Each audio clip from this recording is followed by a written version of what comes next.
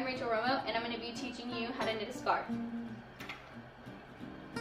I usually start with an 8 size needle. It's pretty much the average size needle, and you can get them at Walmart or Michael's or Hobby Lobby, like pretty much anywhere really sells knitting needles. And so you'll start with a ball of yarn. Any yarn will do, preferably like a size, it's about the same size as your knitting needle, so you'll gauge it depending on how big you want your yarn. But you start off, it's called casting on, and so you'll start with your thread, and how you cast on is you want to get a really long tail, or however long you think you want your, like the width of your scarf to be. And so I usually just do kind of a lot, because you can always cut it off and do stuff with it later. But you're gonna get your 2 fingers and you'll wrap it around it and then pull it through to where it looks like a pretzel, like that, if you can see it. Ugh, pretzel shape. So from here, you're going to stick your knitting needle in through the top loop of the pretzel and pull this thread out and then pull it down.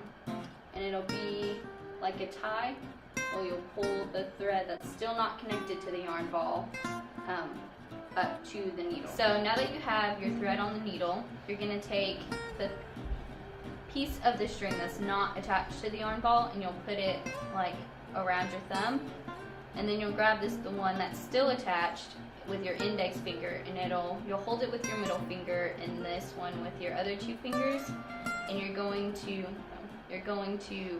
wrap it around this one. Ooh. And then pull it through and pull. So you made 2 stitches, like 2 links. And you'll just repeat this process until you get your desired length. So again, you'll wrap it around the thumb, around in that hole in the index, back through this hole, and then up and through. You want to make it as loose as possible without it being like sloppy. So I'm going to finish out this row so we can move on to the next one. Okay, so this is about 10 stitches. And so now after this, like, you can cut that shorter so it gets out of the way, so you don't really need it anymore. Okay, there's 2 ways to knit. There's one called the throw over, and then there's one that it's called picking.